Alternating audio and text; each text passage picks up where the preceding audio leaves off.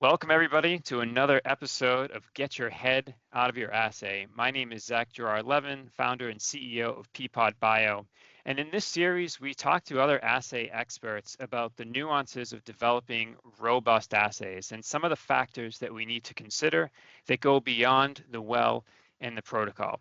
Today, I'm joined by Joe Franklin. Joe is the founder of Method Discovery Services. He is an experienced drug hunter, chemist by training, and really all aspects of the drug discovery process. Joe is also a particular expert in DNA-encoded libraries, and that's going to be the topic of today's discussion. So how do you even start to analyze that data, and what are you looking for to give you that confidence in moving a certain series forward? Sure, yeah, definitely. And let me first state the rules of good screening apply to Dell. So you need to have good high quality protein. You need to know about your target. You need to know the profiles that you want to see from the molecules, right? Because there's many different profiles that you can go after. You need to make sure you set that screen up well. Once you've done that, you're right, you produce lots and lots of data. Okay, and so how do you analyze that data? The first thing I'll say is do replicates, right? So a good screen involves replicates. The very first thing I will look at from these large conditions is how do the replicates perform?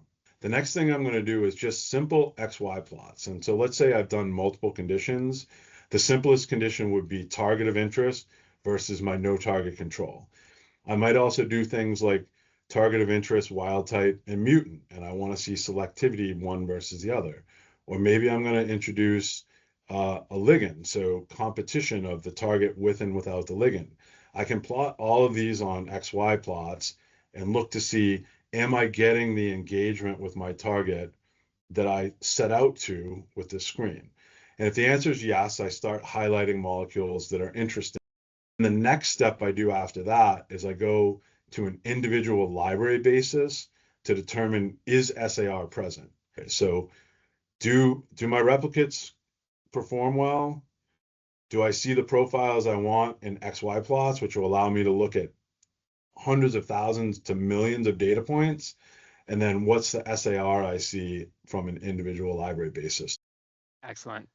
Thanks, Joe, for sharing your insight, your expertise today. There's a lot of things that people need to think about, again, that are even outside of that well. So that's a perfect topic for making sure we keep our heads out of our assays. Thank you very much, Joe. Thank you.